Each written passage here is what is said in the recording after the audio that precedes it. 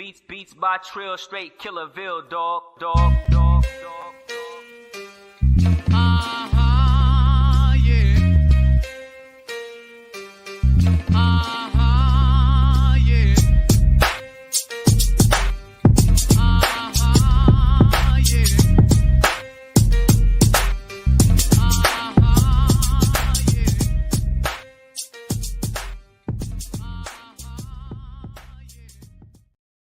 What's good? We are back. The one and only Paul Pickett, host of the Paul Pickett Podcast, aka Triple P, aka the Common Sense Podcast, your source for music, sports, politics, world events, and much, much more. I'm about to bring on a special guest. I've actually been able to produce a couple interviews behind the scenes, and this would be the first time I actually interview him. He's one of the biggest showmen in BKFC, and to be my first BKFC interview, so we're gonna bring him on, the one and only Zach Shark Attack Calmus. Zach, what's good? Hey, here we are. Appreciate you joining us, man. I had to do a little research before I came on with you. I want to get a couple standard questions. I don't know if people ask you the standard questions, but how'd you come up with the name Shark Attack? Shark Attack is a name that was given to me actually by an amateur boxing coach.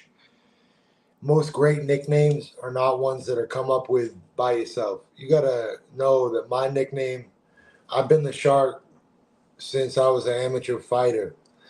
It's because of the way I move. A smart man always told me, don't just pay attention to what a man does. Pay attention for a living. Pay attention to how they move when they're not working. So I've always prided myself on being a shark. I move like a shark. I'm calm, I'm cool, I'm collected until it's time not to be. And that the time not to be is when it's time to eat. That's what's up. I was seeing that you did kickboxing and Muay Thai before the BKFC. What was that like? I played around a little with the Muay Thai. I did some smokers, which is like charity fights. You know, they're not sanctioned, but they're for good causes. Wounded fallen veterans, different Toys for Tots. I raised money for charity in those Muay Thai fights. Like 8 or 9 of them were unsanctioned. They were just sparring matches. I had 2 sanctioned Muay Thai fights, and I actually got beat up pretty good. The guy that I fought is a world champion at Lion Fights. And the second guy that I fought was beat me up pretty good too. So I don't belong in kickboxing. You know what I mean? That's not. I had to find out. You know, how you really gonna know unless you try. Yeah, that's what's up. Do you ever get nervous before a fight? Well, that's an interesting question, Paul, because when I was younger, I used to get the butterflies. Get very nervous before a fight. You know, just feel like your stomach either tightening up and you just feel kind of jumpy. Your heart rate's out of control, and the nerves are flying through your body. The most amazing feeling is when those butterflies take flight and they go away. A smart man said the only way out is through. And what that means is that the only way through those butterflies for me was through experience, that I picked up in amateur boxing at a high level, USA boxing. I was a Golden Glove champion. I am a Golden Glove champion, 2017. I'm a New England champion, and I went all as far as regionals. I went to nationals 3 times. I got beat up by some of the best fighters in the world. And there's no shame in my game. I was nationally ranked 13th in the country. So I had to go there to get here. There's a lot of backstory. I've been fighting my whole life, 14 years, sanctioned. Okay, I noticed last 2 fights you won. You beat the Fernier cat. Am I pronouncing his name right? Am I butchering his name? Michael Fernier? Yeah, Michael Fernier. And then you beat Joshua Freeman, yes, sir. And now you about to fight Connor McKenna, I think it was Irish cat.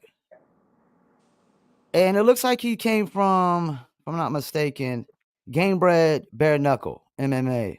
Yeah. That's a lot different, right? Is he going to be in for a rude awakening? I mean, because I've seen it's a lot different. Well, it's only different because it's wrestling. I mean, Wrestling. it's bare knuckle fighting, and he also has fought at BKFC as well. He Oh, he fought has. He's 0-1 at BKFC, and he fought a tough fighter. So that being said, it's bare knuckle boxing. He's 0-1 at bare knuckle. He lost his first fight, but he did well. So what I'm saying to you is that I'll take this very seriously, and I don't take any man lightly. I know it's just one punch away from canvas and being not on the canvas. I don't want to be down there. I don't want to get stitches. I don't want to get hurt. I want to stay active and keep giving the people what they want. I don't want to get hurt. That's not the example that I'm leaving the industry with. I'm very happy every fight, win, lose, or draw. I think that's the thing that makes me set apart is that positively, I'm happy to be there. I'm really happy just to fight. So if I win, that's a side product of my hard work that I'm putting in right now. That's what's up. And what's a typical day like for you when you're training? Oh, I wake up at about 3 in the morning, and I go Wow. 2 to 3 in the morning because at that time there's no cars really on the road except the police, and I live in a very small, tight knit community. Yeah. So chances are, if I had a medical issue, say God forbid I had a heart attack or something happened to me on my run, I sprained my ankle even. I don't care what it is. One of those police officers is going to pull over. They're going to give me a ride home. They're good people. I'm living in a great community that's surrounded by beautiful people. Anyone can come here in the world and work hard and make a life for themselves where I live. So um, I like running at 3 a.m. And then I get home from my 3.5 mile run, and I do that. It's all hills where I live in Gloucester. It's an island, so it's a great road work. I'm up and down hills for 3.5 miles. I get home, I go make my breakfast. I get my protein shake made. I take a quick cold shower, and then I'm off to the YMCA and the youth Okay. men. So yeah, it's right there behind my house, the YMCA. It's That's directly behind. Yeah, it's like 50 yards. So I work out. I punch the bag, and I run on the treadmill and I lift weights. And I've been fighting for so long that I don't need to be in a combat gym setting every single day. My rule of thumb is if it doesn't have a heartbeat, I don't really need to I don't give a shit. I like fighting guys. So I show up at the gym looking for blood. I show up looking to spar. I'm there to punch people that are alive. Yeah, I hit the bag. I do bag work, bare knuckle. I never put gloves on when I do bare knuckle bag work. mhm. And you can see my knuckle falling off right there. I just hit the bag with no gloves because if you can't do that, how are you going to punch me? If you can't, Yeah. I can throw my hooks and everything the same way Yeah. as I do with gloves on as I can without. My hands are never going to break. I'm never going to break my hands because I already broke them. I punch Damn. them off the concrete until they break, and then I put them on ice, and they come back and they're like rocks. I can't even write my name. Dang. Yeah, sacrifices. Now I noticed with BKFC as I started getting into it, it's really hard for cats to go undefeated for a long time.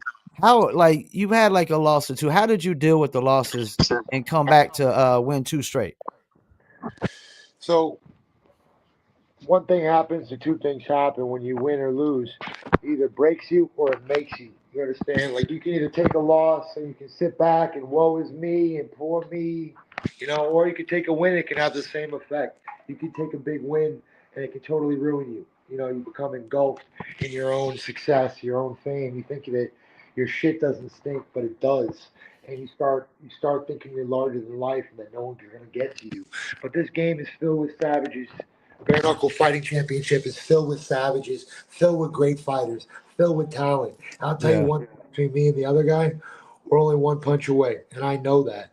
We're only one punch away from that canvas. I've been there, and I never want to be there again.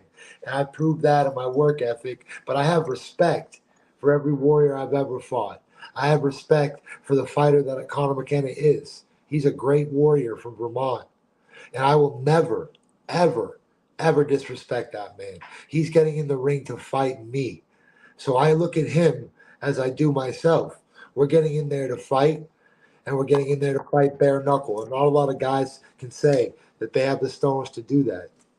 You right about that. I don't know if I got the stones to get in and bare knuckle like y'all do. Well, Because that like right you there, said, it's one I punch don't could just question it. be over. I don't question it. When people say Yeah. I don't know, that means they don't. I'm being Yeah. real, Paul. I'm not disrespectful. I like Yeah. you a lot. You're a good, nice guy.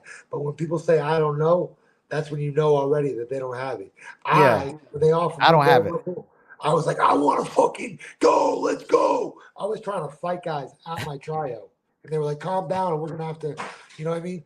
I was trying to fight people. I was like, yo, what do you got, bro? What do you got? I was trying to fight guys at the tryout, and they told me to calm. Basically, I calmed down.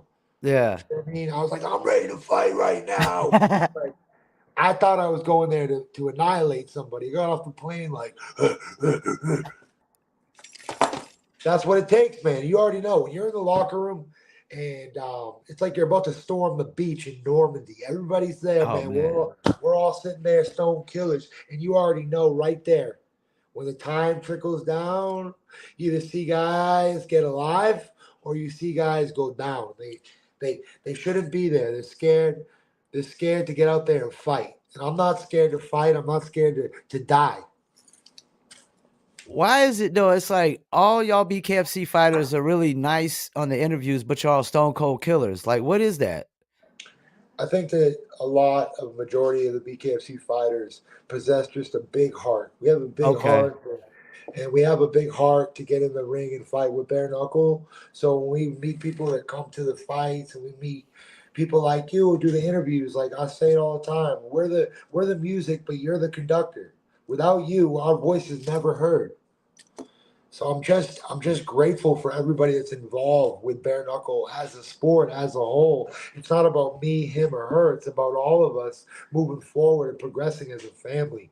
I never did this for money. I did this so bare knuckle could be a great thing. Now, I notice a lot of people we've interviewed in the past, like always calling out somebody. They want always that one person to fight. Is there any one person that you want to fight in BKFC? Or you just willing to take on anybody they bring you? I'm taking whoever they give me. I mean, I don't listen. Some guys they have secret animosity towards other fighters, and I don't. Mm. Some guys take this shit way too personal because they're getting punched in the face. Me, it's another day in the life. I grew up playing hockey. I love fighting. It's in my blood. I'm a warrior, and it's never personal with me. Strictly business. It's just business. I don't care. You want to fight me? I win, lose, or draw. You're gonna get the same shark. I'm gonna be happy because my life. Only I can control how I feel. So when you have that power, it becomes a lot easier to deal with the highs and the lows. I never really changed character because it's not a character. It's me. I'm fucking wild and I'm crazy, but I'm a really great guy. So that's the bottom line. There's things that I'll always do, and there's things that I'll never do. And so that's kind of where we're at. Well, that makes a lot of sense, the hockey thing, because hockey's like bare knuckle on ice a lot of times Absolutely. anyway. So I love to fight, and it don't matter where I'm at. If I'm in a boxing ring or with gloves on, or if I'm in a bare knuckle fighting ring, squared circle, or if I'm on ice, I'm gonna dominate whoever's in front of me, and it's in my blood. I'm a warrior, and I refuse to let anybody put me in my place or tell me who I am. When I know who I am, I know where I'm going. Only if you know where you've been and you know where you're going. Where have I been and where am I going? But I know that, so that's a fact. now I saw you got another contract for some more fights. How many more fights you got? They brought me back on a multi-fight deal, so I'm here to stay. You know what I mean? They have a lot of faith in me, as they should. I'm working my butt off. I'm very proud to fight for the Bare Knuckle Fighting Championship. It's on my car. It's on my hat. It's on my shirt. It's on my knuckles. At this point, it's in my heart and my DNA. It's my whole entire life is promoting this company that I fight for and this brand. I love Bare Knuckle Fighting Championship, and I think that a lot of promoters know that loyalty is the most important thing to me. I'm loyal to Bare Knuckle Fighting Championship, Mr. Feldman, Mr. Nate Shook. Everybody involved with Bare Knuckle Fighting Championship has treated me with the utmost respect. So I feel like I owe them my life. I owe them everything I am as a man. That's what's up. And how many fights they got you signed for? It's a 3 fight. Three more. Okay, fights. 3 more fights. Okay. Yeah, 3 more fights, and then we're going to go back and sign for another 3 or 4 more fights. I plan on doing this for another 10 or 15 years. I'm only 32 years old. Yeah, I seen that. You 32. You still got a ways to go. I'm a young buck. I gotta ask you, where did Jason Mask come from? Like the whole Jason Mask thing. Well, it's funny because I played hockey goalie, Oh, so it was really it kind of just fit just perfectly because the original hockey goalies didn't even wear masks, and the first guy who invented the mask was a hockey goalie, and Jerry Shevers started writing the stitches where he got hit in the game. He would write the stitches on, and that's how they came up with the idea to self-design the goalie masks. yeah. So Jerry Shevers was the original Jason mask. It was just a hockey mask that he drew the stitches on where they would have been if he didn't have a helmet on. So that's the inspiration. But then, of course, Jason, that's very cool. I'm a horror fan. I think that stuff's awesome. It's scary. I love Halloween. My wife is from Salem, Massachusetts, Okay. Damn. which city I grew Yeah, up in. yeah. So I grew up celebrating Halloween for the right things, movies and pop culture and Halloween, trick or treating, costumes, all that. I got a few more questions. You were talking about the wife. How do you balance the fight game and the married life? Very carefully. Because you got to give the wife a lot of quality time still, right? Yes and no. If you're married Yes to and the no. if you're married to the right person, Yeah, as a fighter, then they know what you're up against, and they also know what they're up against. So they balance that well, and so do you.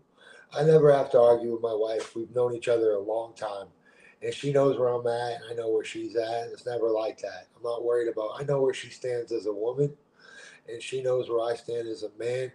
And I think that's a beautiful thing. Our marriage is a real marriage. I've been married. I've been with this woman since I was 18 years old. man, that's So what's up. Congratulations. absolutely, yes, I absolutely love my wife. We're a real family. That's what's up. People get it twisted because I'm crazy and wild, but there's a whole other guy that I am when I'm amongst my friends and amongst my community and amongst my family. I'm not the shark. I'm not gonna fucking tear their heads off. No. So you're not like Macho Man. They say Macho Man played the role everywhere he went, and it kind of messed up his marriage because he was Macho Man all day, every day. No. That Sometimes you didn't got to mess get up out his of character, marriage. right? No. That didn't mess up his marriage. Miss Elizabeth messed up his Oh, marriage because she's a skank hooker. oh man. You heard it for the shark.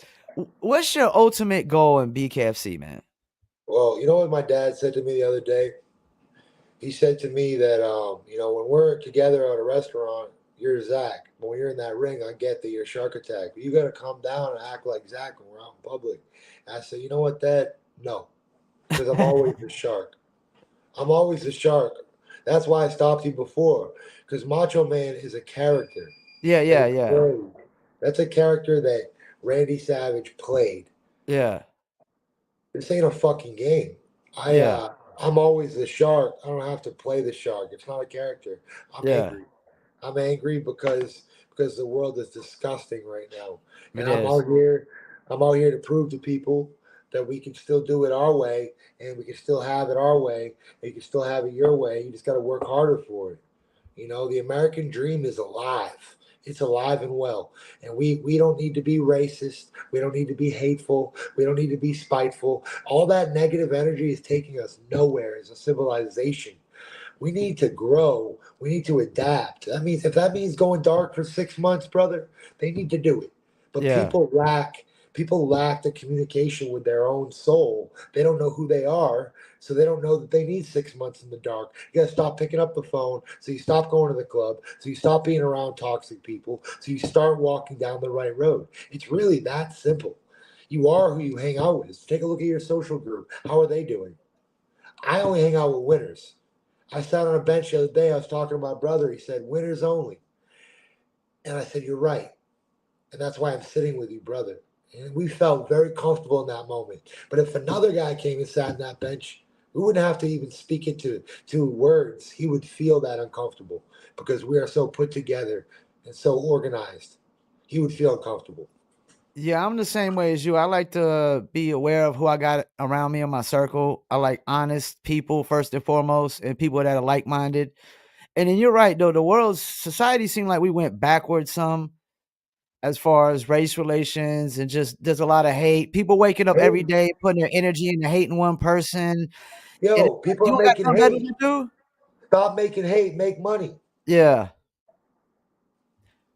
I work with all kinds of people. I work with every type of person on God's green earth, and I love everybody just the same.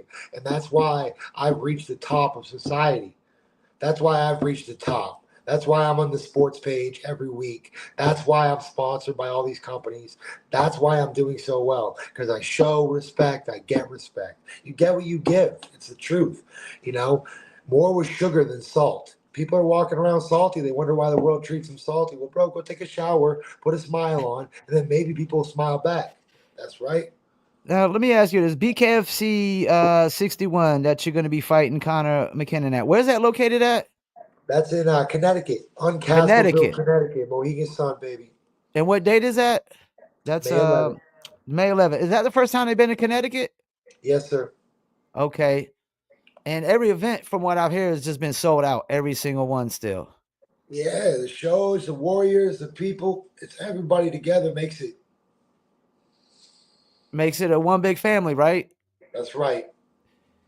Well, I want to take up all your time. I know you got to go train probably some more and whatnot, but Yeah, I gotta go eat. You know, I'm at my friend's house and he's going to work at 3. He's got a business meeting himself. My so buddies are all on go ahead. No, top go of the ahead. Go world. ahead. My buddies are all on top of the world, I'll tell you that. None of them are slackers. I have 3 friends. I only have 3 guy friends. And one of my guy friends is a fucking boss. He prints shirts, he prints stuff, he owns his own company. And as well as he works at a bar, he runs the bar and he runs a dispensary. My other Man. friend is let's just say he's a legend in combat sports. He's a legend. He runs Tampa, Florida. He's a big dog and he works for BKFC. My other friend, Blake, is the number 1 fighter down in Louisiana. He's the adopted son of Shreveport. Blake Lacaze is an amazing man. I'm going to be there on Wednesday. We're going to be sparring, training with the legendary Sparky McDuffie at the legendary boxing gym there in Louisiana at Monroe Boxing Club. So, Well, I might have to holler at you. You said one of your friends owns a dispensary. Is that up your way? yes, sir. Because we got the Dizzle brand premium luxury liqueur that we're pushing. It's in California, Oklahoma, Kansas, Arkansas. We're about to hit Georgia. And I don't know. It might be somebody who can help us out there, man.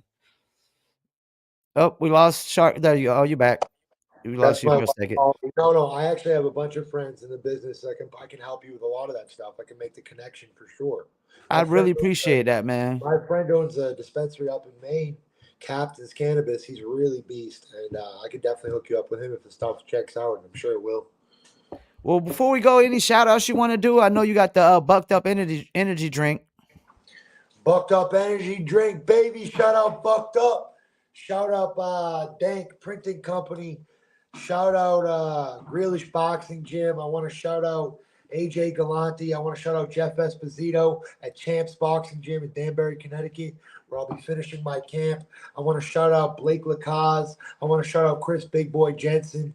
I want to shout out everybody in Florida, the whole entire state. Only winners, baby. I want to shout out Gloucester 01930, Massachusetts, Boston, Massachusetts, Connecticut, on Castleville, Mohegan Sun, the tribe. I want to shout them out. You know, we're ready to make noise, and I'm here. I'm a warrior. Thank you to the Native American Reservation for putting on these amazing fights. I want to shout out the U.S. government. Thank you, USDA. Thank you, Paul Pickett. And thank you, Appreciate God. it. Thank you, God. Thank you, Mr. Feldman. Appreciate you coming on, Zach. And anytime you want to come back on, man, just hit me up. I'm here for you, man. Man, I couldn't appreciate you more. Like I said, you're the orchestrator, you know, and I'm just the sweet music. Us fighters, we can't do it without you guys, you know, and I feel like too many people are like Mr. T and Rocky, you know, don't turn a blind eye on the media. Those are your friends, man. Be cool. So thank you so much, We'll Paul. keep making that sweet chin music for us, man, so we can keep doing what we do over here, man. Once again, Zach, the Shark Attack Calmus. I Peace, wish one of man. these boys would hit me hard already. Come on. Bring All it. right. I'm right here. All right, I'm hopping off, All big right, dog. peace. That was Zach, the Shark Attack, Calmus. First official BKFC fighter interview on Paul Pickett podcast. Actually, was responsible, like I said, for producing a couple Circle of Kings interviews with him, and always been a great entertainer. Always puts on a show for the fans, and always a nice guy. That's the thing about these guys, man. They're stone cold killers, but every single interview I've been involved with for BKFC is nothing but nice guys that show us a lot of love. And make sure y'all check them out at BKFC 61, which Hardy and Ferreira is the headliners for that. It's May 11th, 2024 in Connecticut against Connor McKinnon. And let me make sure I got the what he said the location was for that again. BKFC 61 event. Let me pull this up real quick where it was located. Uncastle, Connecticut. And it is at the, what does that say? Oh, the Mohegan, let me pull this up. The Mohegan Sun Arena. So that's a Native American, on a Native American reservation. Definitely check it out. Saturday,